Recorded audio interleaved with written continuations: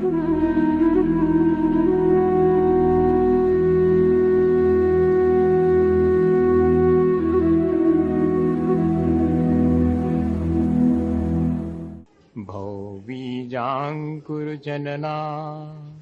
रागाद्याक्षयमुपागता यस्य ब्रह्मा वा विष्णुर्वा हरो जिनो वा नमस्तस्मै। जो विद्यादिसागर सुधी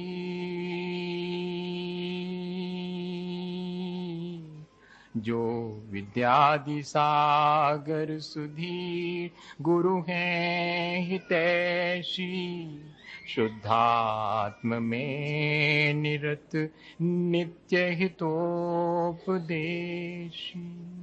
वे पाप ग्रीष्म ऋतु में जल हैं सयाने पूजूं उन्हें सतत केवल ज्ञान पाने पूजूं उन्हें सतत केवल ज्ञान पाने।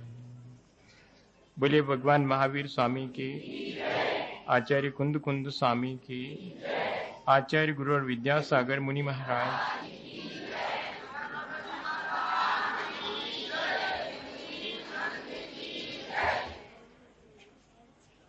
हमेशा की तरह आज भी एक दिन हमारे पास है कि हम अपने ही जीवन के बारे में विचार करें। हम जिस तरह जीवन जी रहे हैं, क्या वो ठीक ढंग है या कि उसमें कोई परिवर्तन और किया जा सकता है जिससे कि हम अपने जीवन को पहले से भी अधिक बेहतर बना सकें।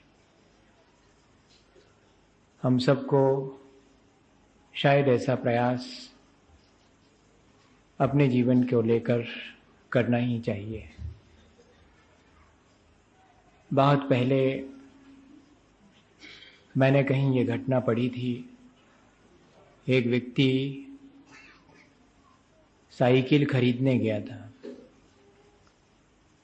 तो दुकानदार से साइकिल खरीदने के बाद उसने कहा कि साइकिल में टूट फूट कब तक नहीं होगी, इसकी गारंटी दे सकते हो? तो उस दुकानदार ने कहा कि हाँ, गारंटी दे सकता हूं। अगर तुम ठीक ठीक इसको चलाओगे तो साल भर तक इसमें कोई ठीक टूट फूट नहीं होगी।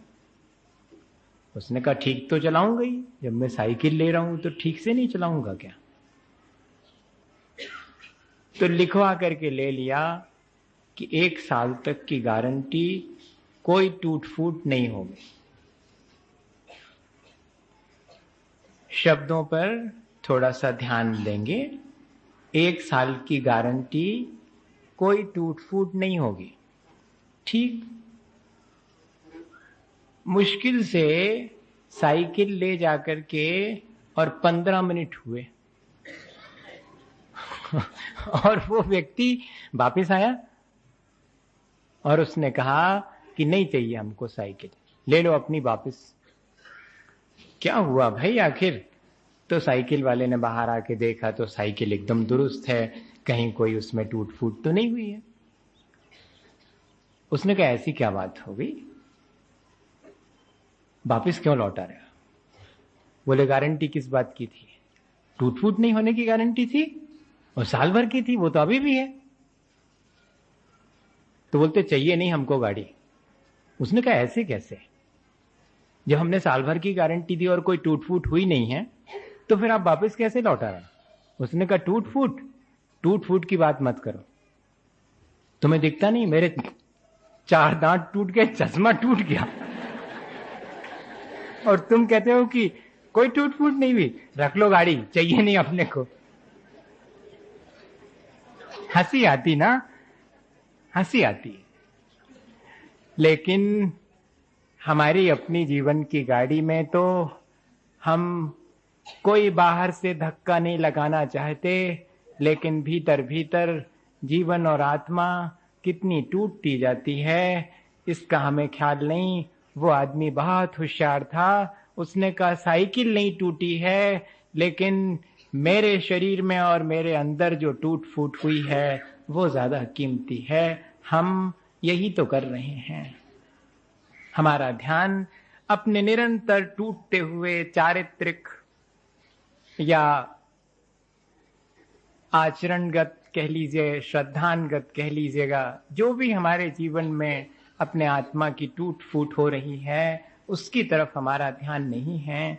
हम तो बाह्य टूट फूट ना हो, सिर्फ इतना ही, शरीर के पतन से हम ज्यादा चिंतित हैं, लेकिन आत्मा निरंतर पतित होती चली जाती है, इसकी चिंता हमें नहीं है। तो ये जो हमारे जीवन जीने का ढंग है वो ढंग ठीक नहीं लगता। इसमें कुछ थोड़ा परिवर्तन तो होना चाहिए। क्या परिवर्तन करना है? मैं कोई बंधा बंधाया प्रोसीजर देने के मूड में कभी भी नहीं रहा। आप यूं कर लीजिएगा, इतना कर लीजिएगा, इतना ऐसा कर लीजिएगा, ये मत करिएगा। ऐसा कोई प्रोसीजर मैं आज तक न मैंने दिया है और शायद शेष जीवन में भी ऐसा कोई प्रोसीजर दे नहीं पाऊंगा। आपको क्या करना है, क्या नहीं करना है, इसका निर्धारण मैं कौन होता हूं करने वाला?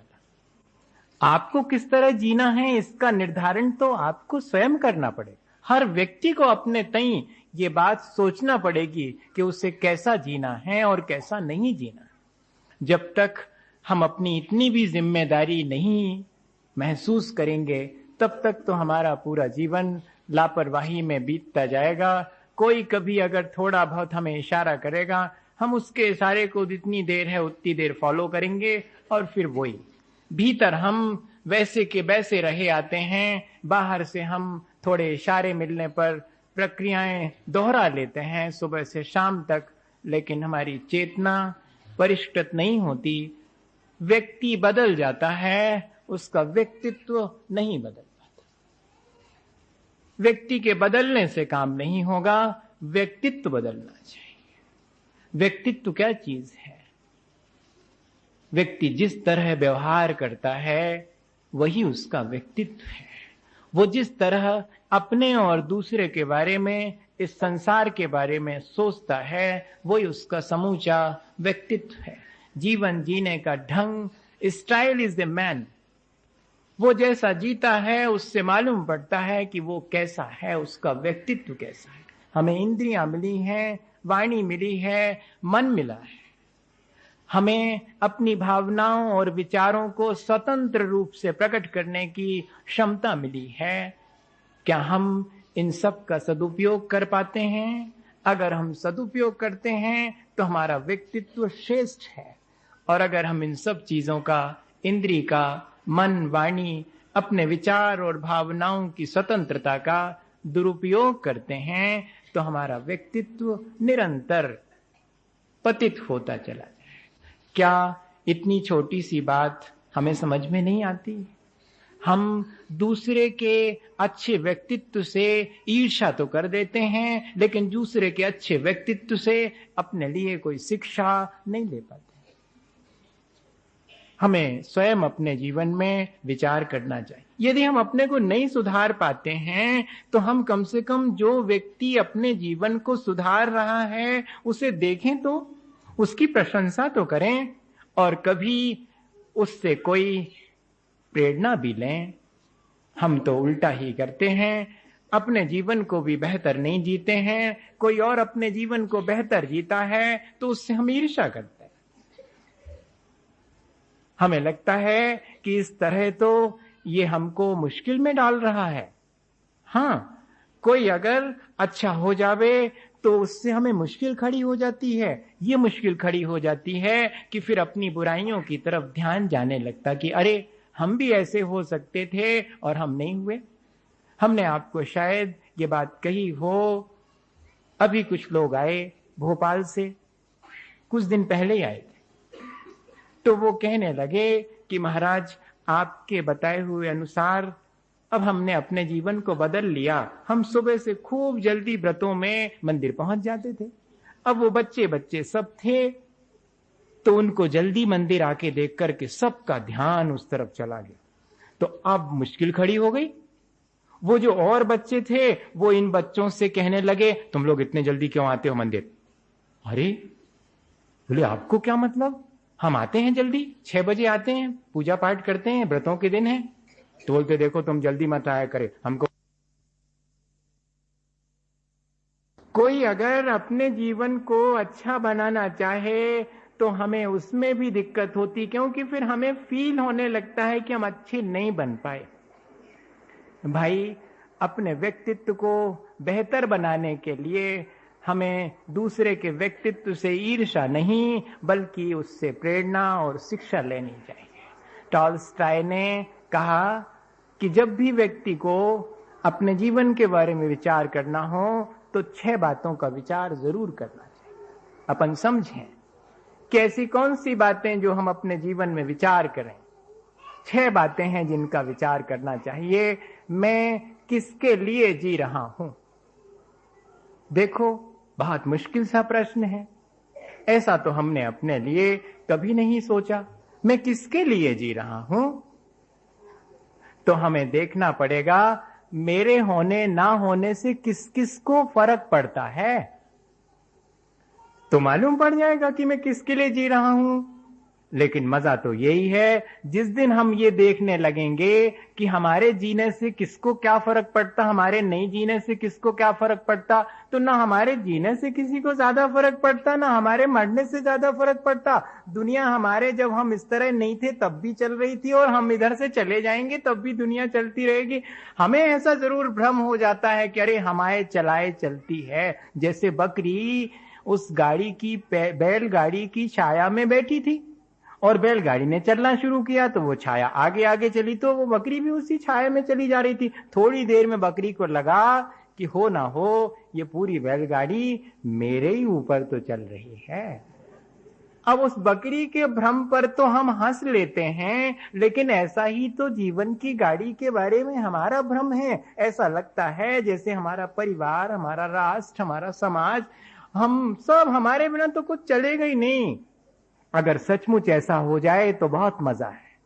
सचमुच ऐसा हो जाए, अगर हम अपने व्यक्तित्व को इस तरह बनाएं कि सबको हमारी जरूरत तो हो लेकिन हम किसी पर अपना एहसान ना लादें, हम अपने कर्तव्य पूरे करें, फिर देखिएगा कैसा व्यक्तित्व होता है। हम अपना एहसान लादने के लिए तो सबका काम करते हैं, लेकिन अपना दायित्व मानकर, अपना कर्तव्य मान करके, अपना कर्तव्य मान करके नहीं जीते हैं। यही हमारे व्यक्तित्व को पतित करने वाली चीज है। हर आदमी अपना कर्तव्य मान करके जिए। मैं किसके लिए जीता हूं? मैं किसी के लिए नहीं जी रहा हूं। मेरा कर्तव्य है, मैं वह कर रहा हूं।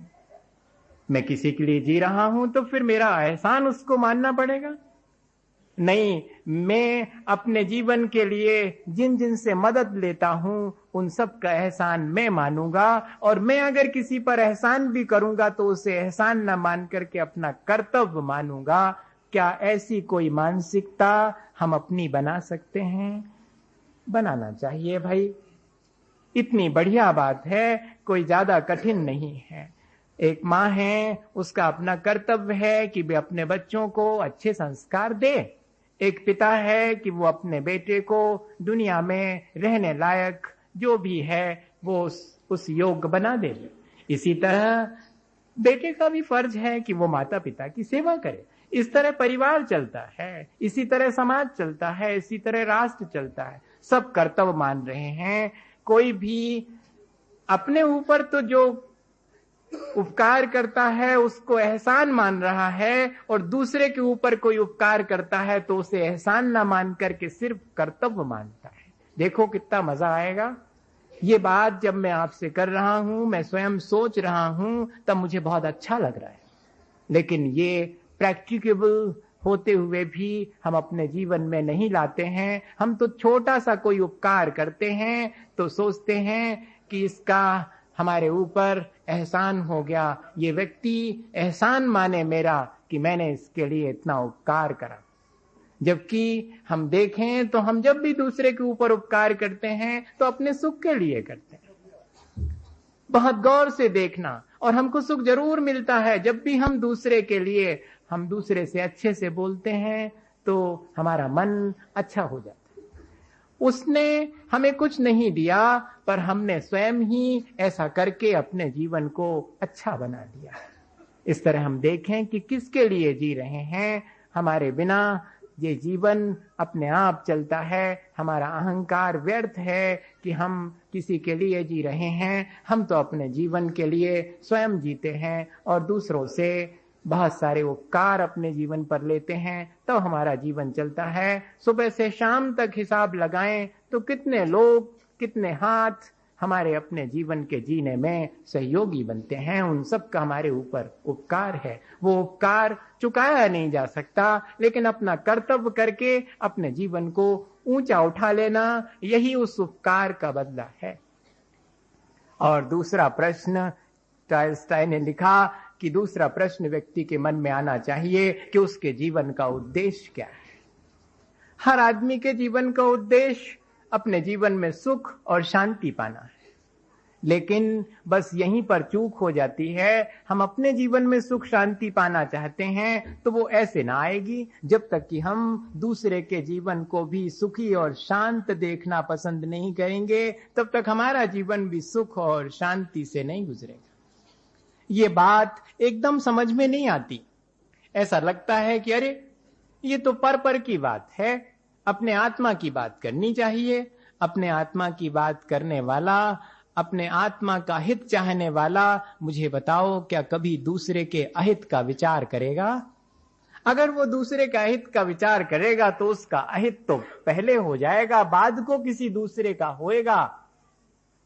बहुत छोटी सी बात है। आचार्य महाराज हमेशा कहा करते हैं हमारे कि भैया, जब भी कोई भावना भाता है कि पानी बरसे, तो क्या भावना भाता है? मेरे खेत पर ही बरसे ना, सबके खेत पर पानी बरसे, सबके खेत पर पानी बरसे, ऐसी पवित्र भावना भाता है। और फिर फसल किसकी काटता है? फसल अपने खेत की काटता है, सबके खेत की थोड़ी काटता, वो अपनी अपनी काटेंगे। इसी तरह अगर हम सबके हित की भावना, जिस आत्महित में लोक हित छिपा है, वही आत्महित हमारे जीवन का उद्देश्य बन जाना चाहिए।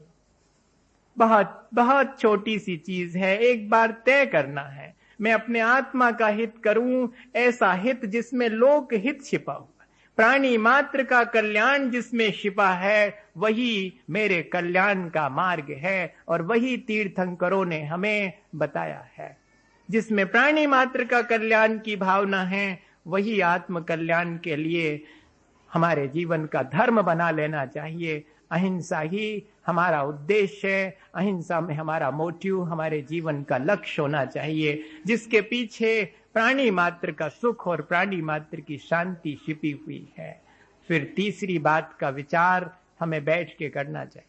आप अभी भी करिएगा, बैठ के मेरे साथ बैठ के विचार आप करिएगा, और घर जाइएगा तब भी इन बातों पर एक बार जरूर से विचार करिएगा। और तीसरी बात है कि जीवन का कारण क्या है, क्या वजह है कि मैं ऐसा हूं, जैसा हूं वैसा होने का कारण क्या है? अरे हाँ, ये भी तो सोचना पड़ेगा। मैं कैसा होना चाहता हूं, मेरे जीवन का लक्ष्य क्या है, ये तो मैंने सोच लिया, लेकिन मैं जैसा हूं वैसा क्यों हूं? मैं अगर अच्छा हूं तो अच्छा क्यों हूं, और अगर मैं बुरा हूं तो बुरा क्यों हूं? मैं मनुष्य हुआ हूं तो इसके पीछे मैंने क्या किया होगा जिससे कि मैं मनुष्य हुआ हूं, और मनुष्य होकर के मैं बुरा हो गया हूं तो मैंने कुछ ऐसा करा होगा, या कि मैं ऐसा कर रहा होऊंगा वर्तमान में, तभी ना लोग मुझे बुरा कहते हैं। हम हमेशा कभी भी अपने संदर्भ में नहीं सोचते हैं। हम अपना रूट कॉज, जो मेन हमारे भीतर ही पड़ा हुआ कारण है, वो नहीं खोजते। हम कारणों को हमेशा बाहर खोजते हैं। मेरे ऐसे होने में ये कारण है, ये कारण है, ये भी कारण नहीं। मेरे भीतर वो कोई कारण बैठा हुआ है, मैं जैसा हूं वैसा होने की जिम्मेदारी मेरी है, लेकिन मुझे लगता है कि मैं जैसा हूं अगर गलत हूं तो वो मेरी मजबूरी है। बड़ा मजा है। अगर मैं गलत हूं तो मेरी मजबूरी है, और अगर मैं अच्छा हूं तो वो मेरी योग्यता है। ये तो दोहरा मापदंड है। फिर अगर हम कमजोरी को अपनी मजबूरी मानते हैं, अगर हम अपनी बुराई को अपनी मजबूरी मानते हैं, तो हम अच्छे भी मजबूर हैं होने के लिए, ऐसा मान लेना चाहिए।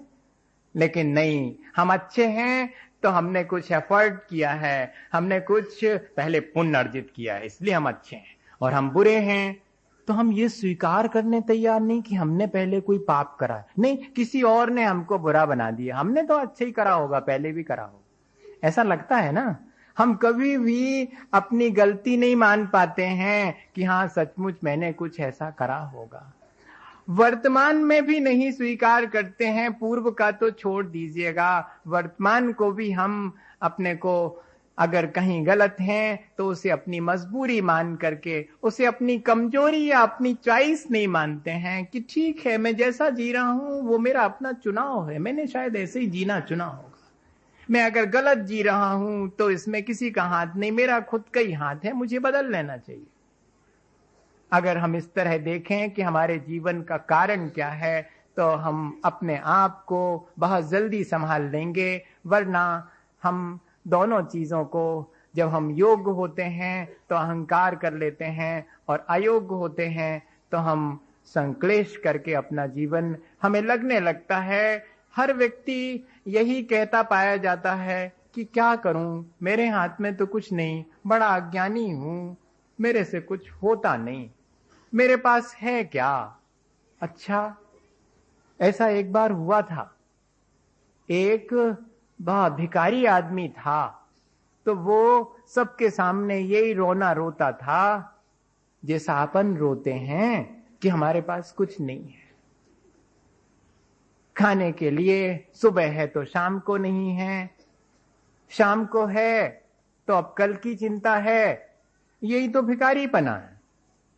जिस समय मिल रहा है उस समय आनंद के साथ उसे पा लेना, ये राजा हो जाना है, और जिस समय मिल रहा है उसकी तो चिंता नहीं है, आगे क्या होगा इसकी चिंता रखना, यही भिखारीपना है।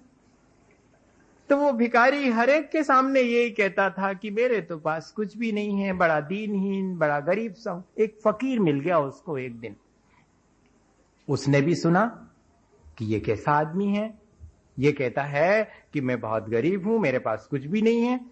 अरे इसके पास तो बहुत कुछ दिख रहा है।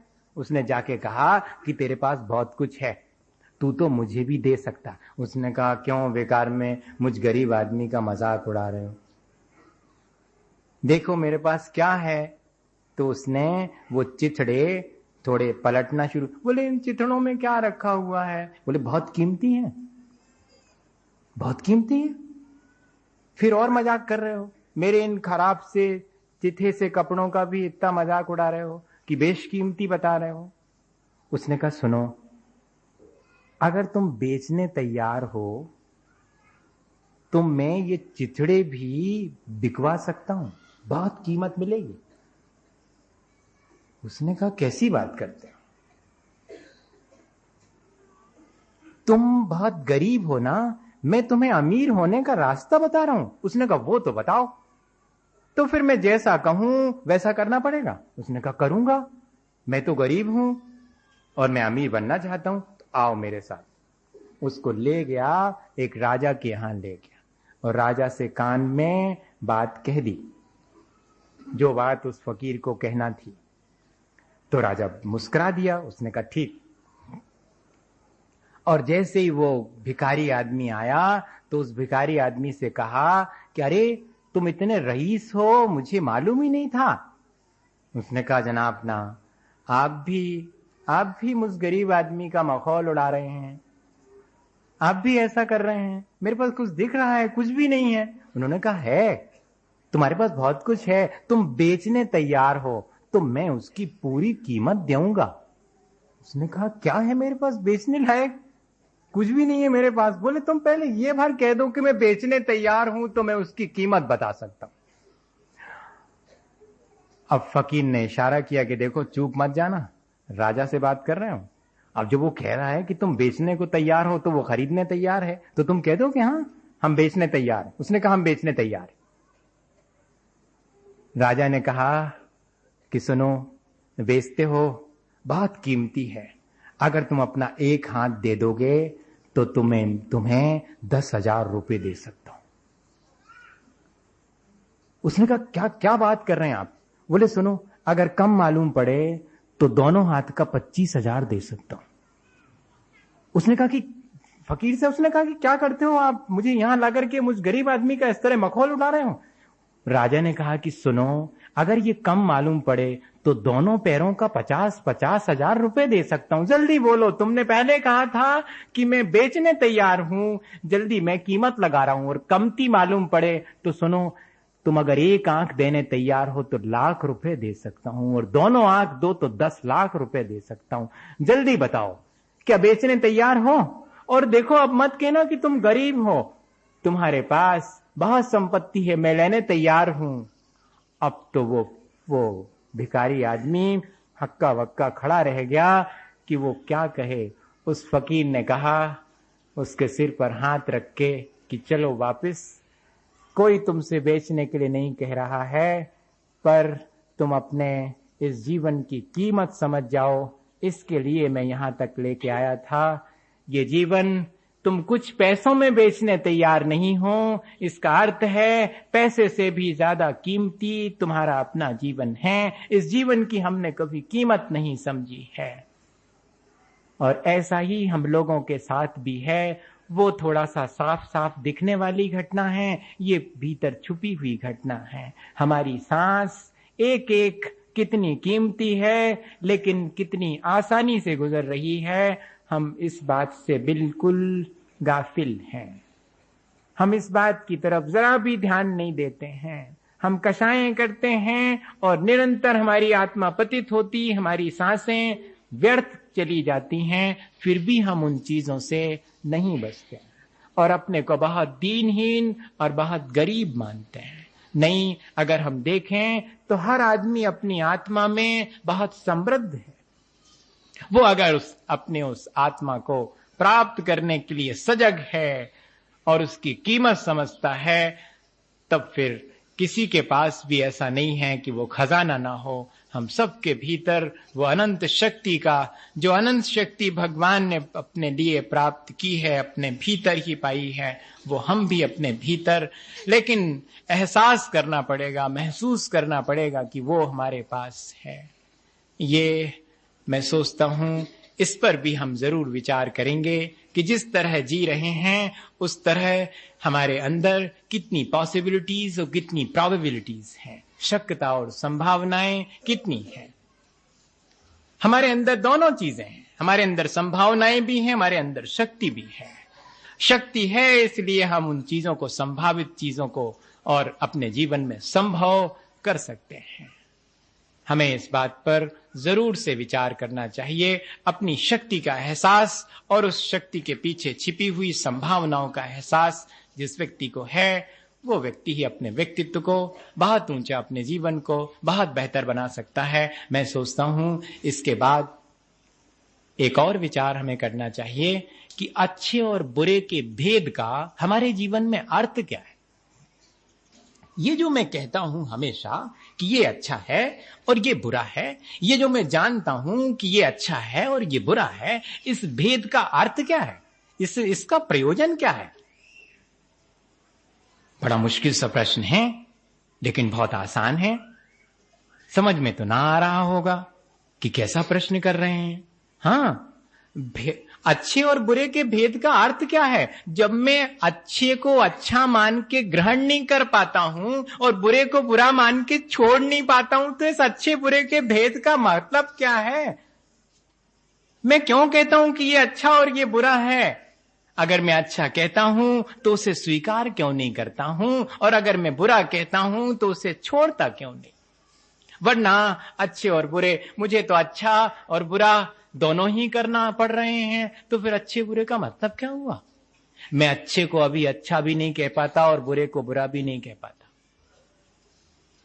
अभी अच्छे और बुरे का भेद ठीक ठीक मैं समझ भी नहीं पाता हूं, और मेरे जीवन में अच्छे बुरे का क्या अर्थ है, इस पर भी हमने कभी शायद विचार नहीं किया, इस तरह विचार नहीं किया होगा। कई बार खाली जब बैठे बैठे विचार करता हूं तो बहुत तकलीफ होती है, क्योंकि हम बुरी चीजों के लिए इतने अधिक संस्कारित हैं कि बुरी को बुरी जान करके भी उसे छोड़ नहीं पाते। हमारा जानना हमारे लिए ही तकलीफदायक हो जाता है। फिर क्या करते हैं, अपनी तकलीफ दूर करने के लिए उस बुरे के ऊपर इतना बढ़िया सा आवरण चढ़ाने की कोशिश करते जिससे कि वो लोगों के बीच अच्छा दिखने लगे।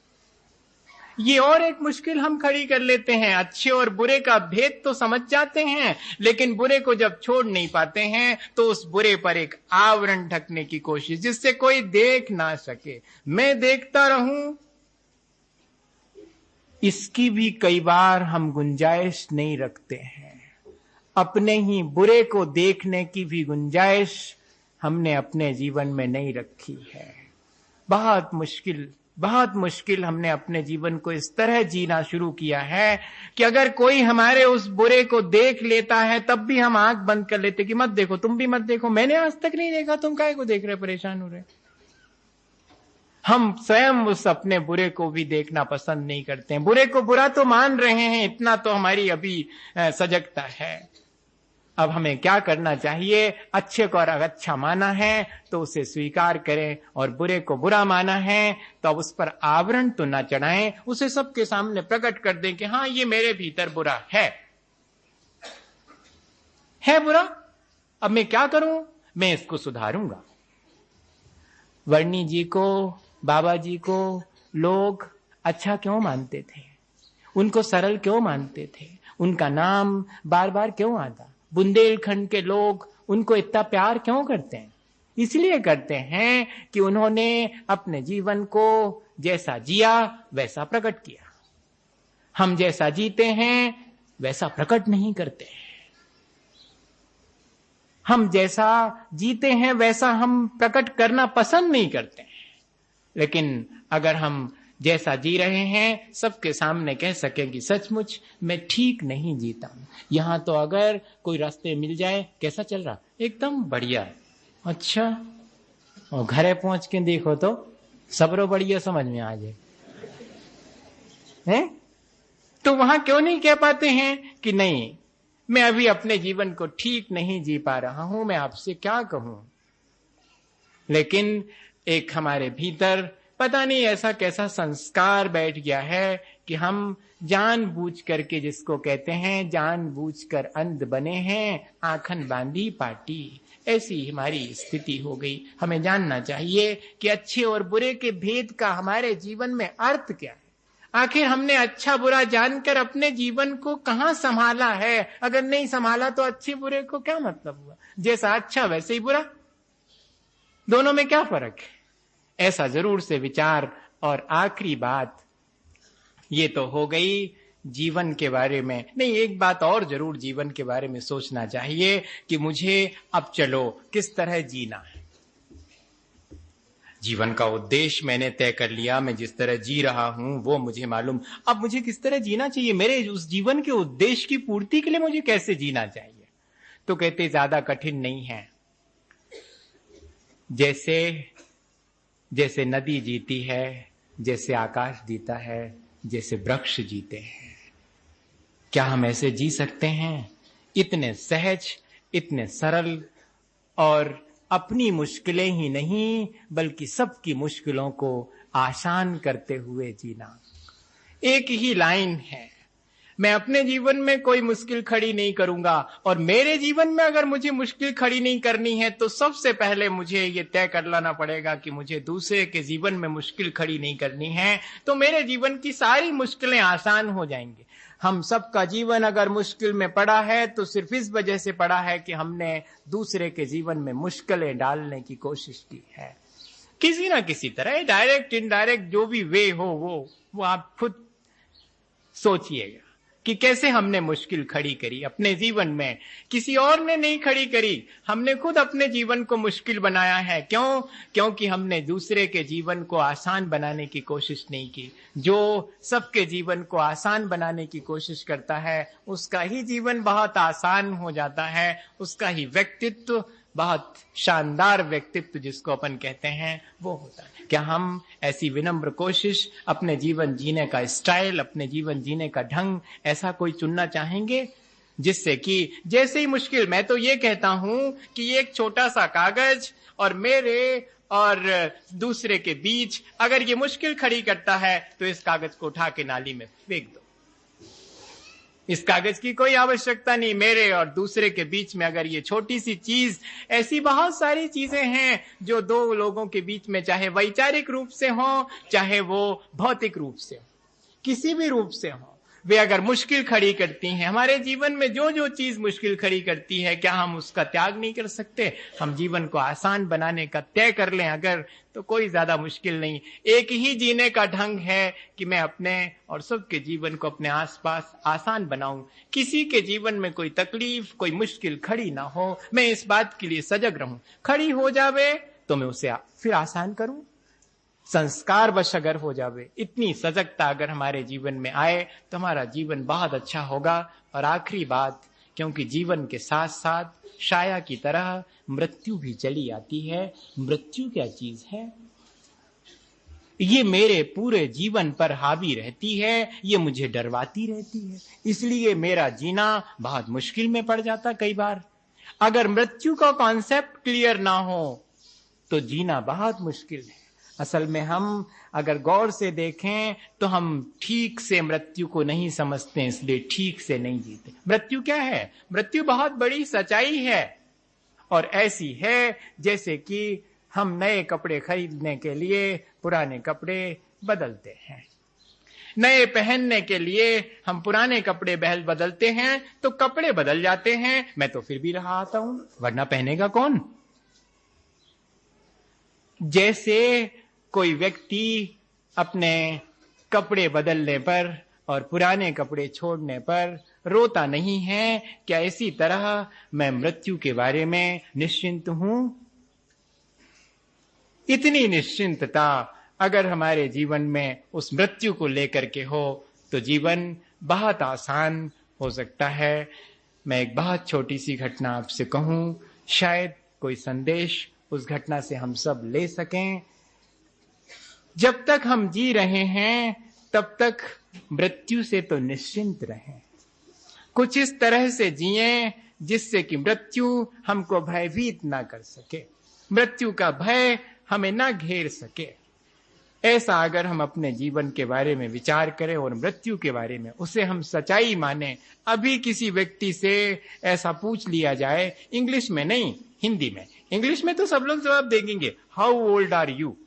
ऐसा अगर पूछ लिया जाए कि आप हाउ ओल्ड आर यू, तो आप फौरन कह देंगे कि मैं 20 इयर्स का हो गया हूं, 30 इयर्स का हो गया हूं, मैं 40 इयर्स का हो गया हूं, बड़े शौक से। और अगर धीरे से पूछ लूं कि कितने मर गए, कितने और रह गए, तो बहुत मुश्किल हो जाए।